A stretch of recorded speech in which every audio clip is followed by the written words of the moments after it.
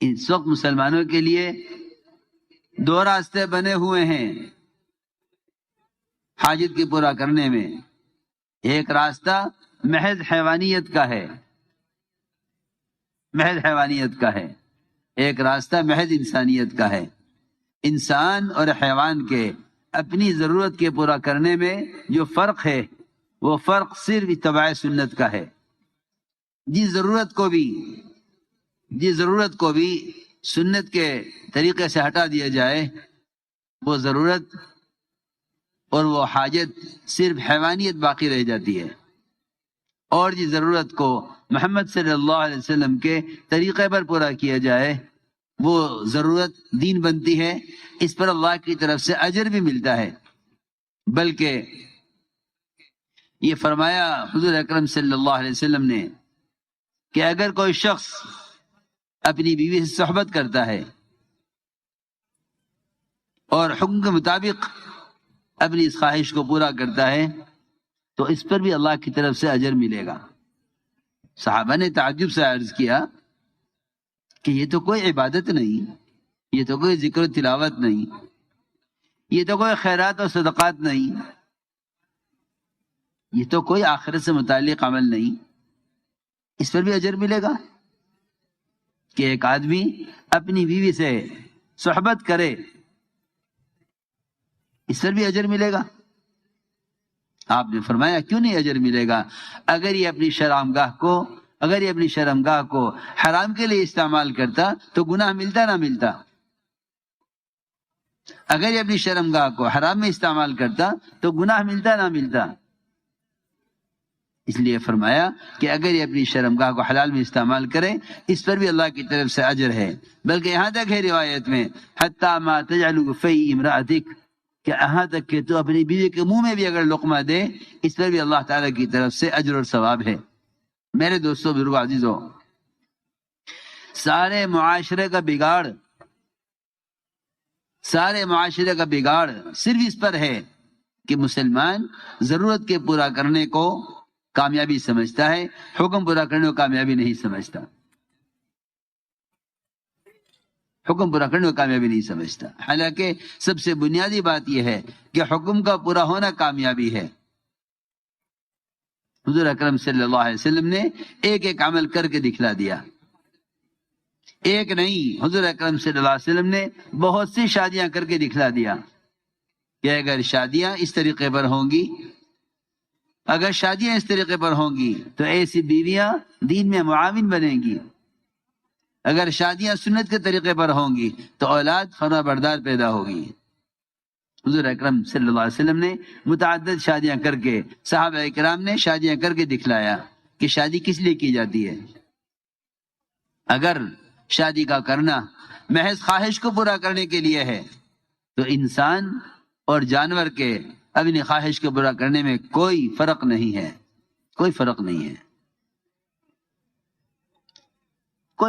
ہے. اصل اتباع سنت ہے کہ ہر ضرورت میں سنت کا اتباع کیا جائے.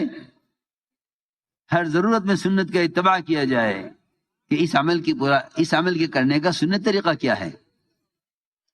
اگر یہ عمل سنت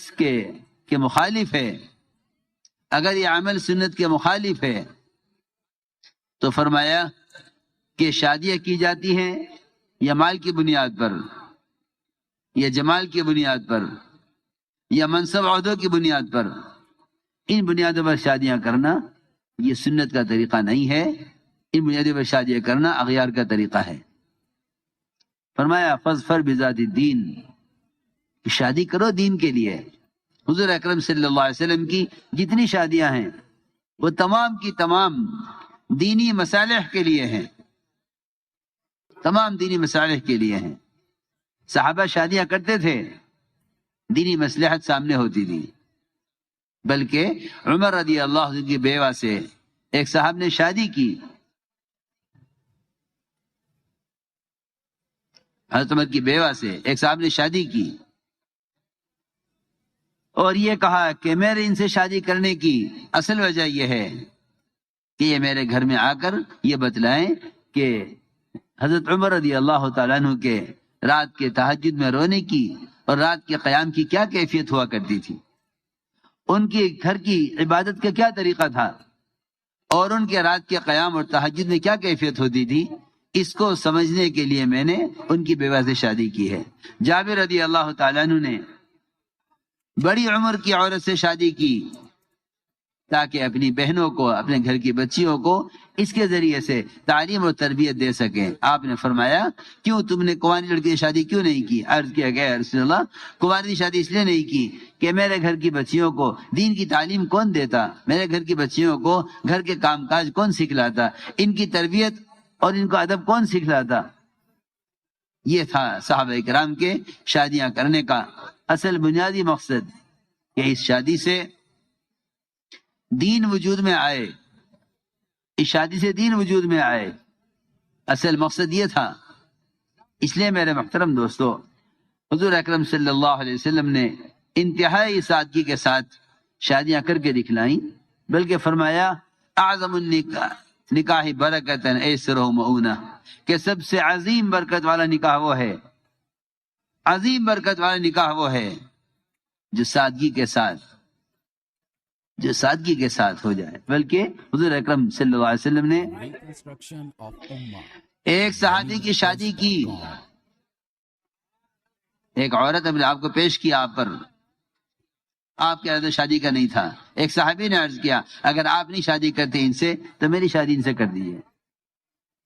آپ نے فرمایا تیرے پاس کچھ مہر میں دینے کے لیے ہے کہ کچھ نہیں ہے میرے پاس؟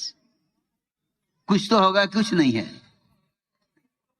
آپ نے فرمایا گھر میں تلاش کر لے، ایک لوہے کی انگوٹھی بھی ہو تو لے آ۔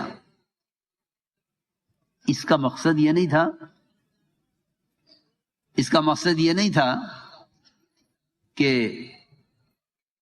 لوہے کی انگوٹھی پر شادی کر لے، مہر تو دینا ہی ہوگا، مہر تو دینا ہوگا۔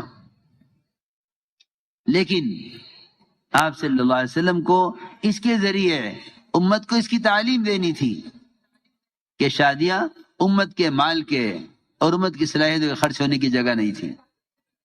حیرت کی بات ہے، امت نے اپنے مال کو اللہ کے راستے کے جہاد اور اللہ کے راستے کی نقل و حرکت، اس سے بال کو بچا کر شادیوں پر خرچ کیا۔ صحابہ کرام نے شادیوں سے مال کو بچا کر نقل و حرکت پر خرچ کیا۔ صحابہ کے مال کا بڑا حصہ اللہ کے بندوں کو اللہ سے جوڑنے میں خرچ ہوا ہے۔ آپ اگر سیرت کو اٹھا کر دیکھیں تو اس سے بڑھ کر صحابہ کرام کے مال کے خرچ ہونے کا اور کوئی مصرف نہیں ملے گا، نہ مکان پر، نہ شادی پر، نہ کپڑوں پر۔ صحابہ کے مال کا مصرف اللہ کے راستے کی نقل و حرکت، یا اگر ضرورت پیش آ گئی تو صحابہ کے مال کا سب سے بڑا مصرف ہتھیار خریدنا تھا۔ ہتھیار خریدنے پر اور نقل و حرکت پر صحابہ کا سب سے زیادہ مال خرچ ہوا ہے، سب سے زیادہ مال خرچ ہوا ہے، سب سے زیادہ مال صحابہ کا اس پر خرچ ہوا۔ آپ دیکھیں سیرت اٹھا کر، لیکن ہمیں کہیں نہیں ملتا کہ شادی کو مال کا مصرف کہیں سوچا بھی گیا ہو۔ ایسی سادگی سے شادیاں ہوا کرتی تھی۔ ابو ذر غفاری رضی اللہ تعالیٰ عنہ ایک گھر کے آگے سے گزر رہے تھے، یہ ابو مساشری تھے۔ دیکھا لوگ بیٹھے ہوئے ہیں، چادر بچھی ہوئی ہے، تسبیح پڑھ رہے ہیں، جا کے بیٹھ گئے۔ خیال یہ ہوا کہ شاید گھر میں کسی کی موت ہو گئی ہے کہ لوگ بیٹھے ہوئے ہیں، کوئی سال ثواب میں ذکر کر رہا ہوگا، خاموش لوگ بیٹھے ہوئے، یہ بھی آ کر بیٹھ گئے۔ لوگ خاموش بیٹھے ہوئے تھے۔ انہوں نے پوچھا کہ کیوں یہاں لوگ جمع ہیں، کس کا انتقال ہو گیا ہے؟ نہیں، یہاں انتقال کسی کا نہیں ہوا، بلکہ ہمارے یہاں شادی ہے، ولیمہ ہے، مہمان آئے ہوئے ہیں، شادی ہو رہی ہے۔ جس مجمع کو دیکھ کر، جس ماحول کو دیکھ کر گزرنے والا یہ سمجھے کہ ان کے گھر میں کوئی حادثہ ہو گیا، لوگ تعزیت کے لیے آئے ہوئے ہیں، کوئی ذکر میں ہے، کوئی تلاوت میں ہے، کوئی خاموش بیٹھا ہے،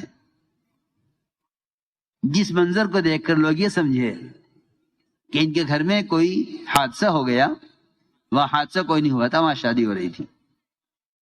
اور ہم ان صحابہ کی شادیوں سے اتنا دور گئے کہ اس گلی کا کونا بتلا دے گا کہ اس محلے کے آخری گھر میں کسی کی شادی ہے، اس گلی کے کونے سے اندازہ ہو جائے گا. اس گلی کے کونے سے اندازہ ہو جائے گا کہ اس گلی کے آخری گھر میں شادی ہے. نہیں میرے دوستو، عزیزو، بزرگوں، امت اتباع سنت کے بغیر چمک نہیں سکتی، اور امت اتباع سنت کے بغیر اسلام پیش کر نہیں سکتی. حضور اکرم صلی اللہ علیہ وسلم نے سفر میں شادی کر کے دکھلایا. آپ نے مقام شریف میں شادی کی، سفر میں، حضرت میمونہ رضی اللہ تعالیٰ عنہ سے سفر میں شادی کر کے دکھلایا کہ اتنا آسان کام ہے کہ یہ سفر میں، راستے میں چلتے ہوئے بھی شادی ہو سکتی ہے.